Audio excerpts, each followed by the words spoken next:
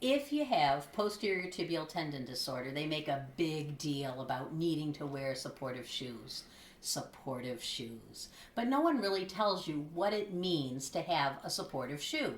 So I got a couple shoes here, and I'm going to review them to help you figure out what type of support works best for you.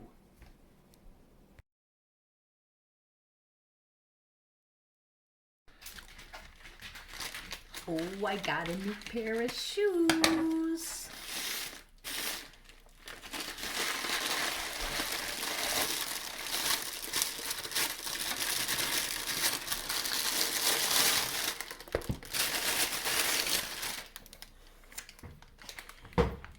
Ooh, new shoes.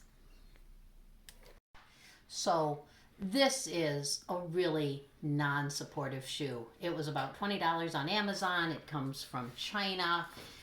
It has a soft, spongy sole that, you can practically roll it up.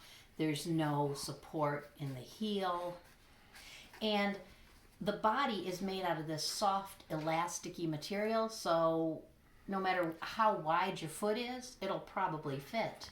The good thing about this shoe is my enormous rigid brace would fit into it with no problem.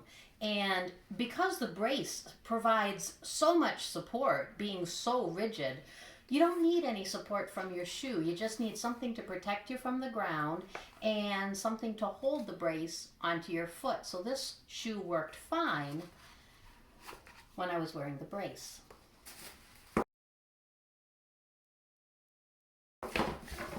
After surgery, I needed to figure out what type of supportive shoe I could wear. I had a pair of Merrell hiking boots like this, and when I first got them, I was like, wow, these shoes are really supportive. They feel really good. They have a nice arch support built into them, and indeed, if you feel on the inside, you can feel the arch support. It's great. They're not really great as far as shank strength. I can bend the shoe pretty easily between the heel and the ball of the foot, and that area really shouldn't bend. That should be pretty rigid. The shoe should bend from here forward where your toes are at the ball of the foot, but it shouldn't bend behind that. The other thing about the Merrells is you can see how some of the supporting foam of the sole has been crushed. Now, admittedly, these shoes are over a year old, and I've worn them a lot, but this is an indication of a lot of wear on the shoe, and it really should be thrown out when it starts to look like that. Looking at the counter, it relies a lot on this heavy piece of rubbery plastic to provide stiffness to the heel, because there is no stiffness in the heel in the counter area of the shoe. It just collapses pretty easily with minimal amount of pushing. And when you feel from the side, you cannot feel any counter inside the body of the shoe. So despite being made for hiking and supposing to be a really sturdy shoe, it's not that supportive a shoe, except for the fact that it has a remarkably good arch support. Oh, here it is, and you can see quite a good arch support. And I would wear my orthotics on top of this. So the little bit of support that they did put in the shoe is just because of the insole. Here's another shoe I got. I ordered this after surgery, looking for a supportive, comfortable, sort of good-looking shoe. This is Thin Comfort. They're made in Germany. They're all leather except for the sole, which is composite. Nice things. The insole is leather. The lining of the shoe is leather all the way to the front.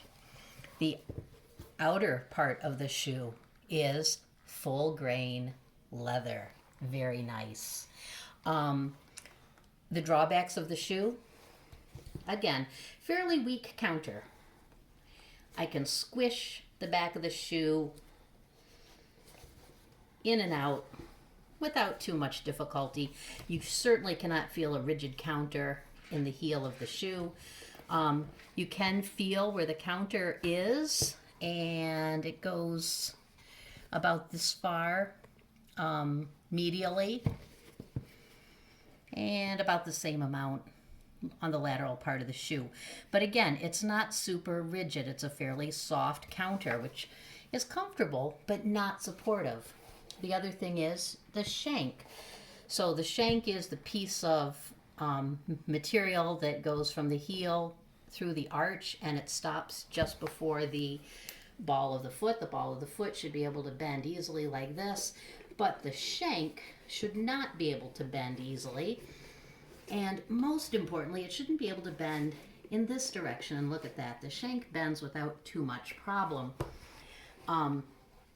So not the most supportive shoe. It does have this plastic that wraps around the shoe itself that's a part of the sole. I'm sure that's designed to give it more support and stability, but as you can see, it's really not that supportive. It's not that rigid. But like I said, it seems to have less of that spongy foam that's going to compress over time and cause your shoe to deteriorate and be less healthful for your foot. I got this one on eBay for $42. They retail for somewhere around $350.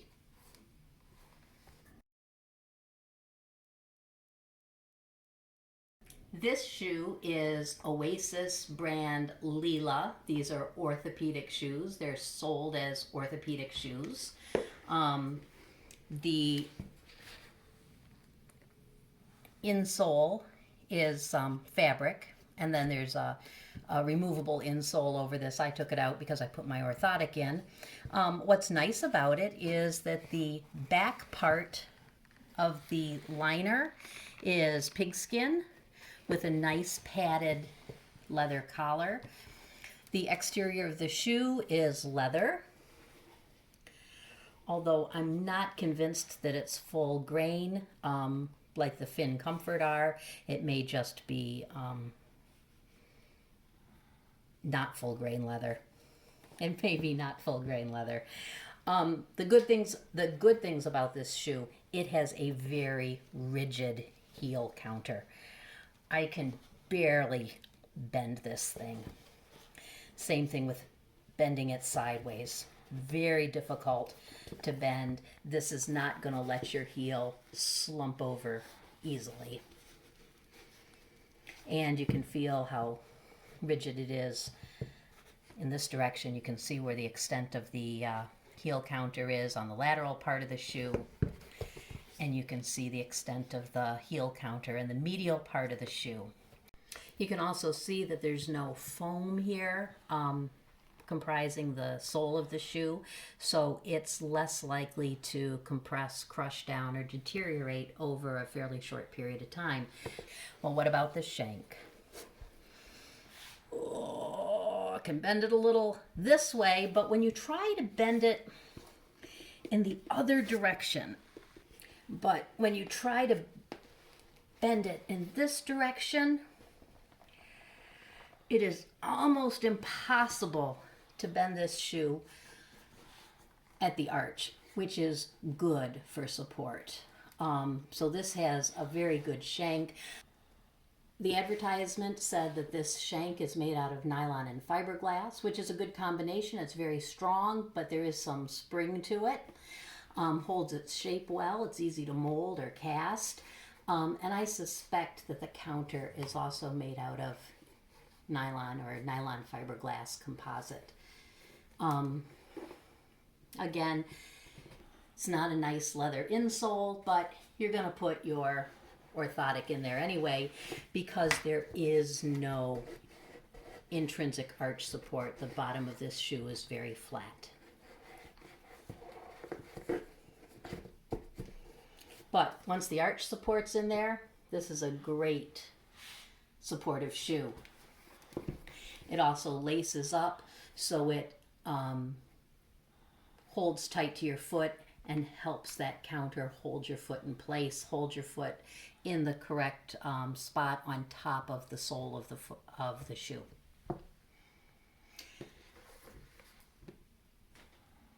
These retail for about $100 online, and I got it again on eBay for $42, including shipping. The other thing to look at when you're looking at shoes for posterior tibial tendon disorder is your foot may feel better if there's a slight drop. A drop is the distance between where your heel is and where the ball of your foot is. Some people will refer to it as heel height, but you can have a thick heel and a thick sole under the forefoot, and it's the difference between the heel height and the forefoot sole height that makes the drop. This one is pretty flat. It's less than ½ inch. This one measures about 3/4 inch. They advertise, I think, 18 millimeters of drop on this one. This one, again, about 3/4 inch of drop. The Merrill, I don't think I saw a drop advertised. I think it probably is not as much as 3/4 inch, because as you can see, the forefoot sole is quite thick.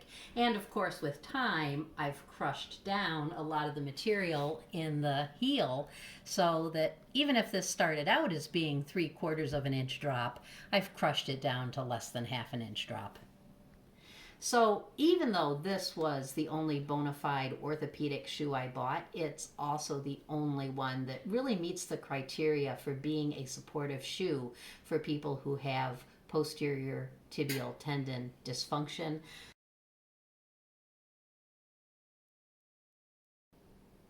There may be others, and if you have bought any of those, tried any of those, I would love to hear your opinion of how supportive your shoes are for posterior tibial tendon disorder.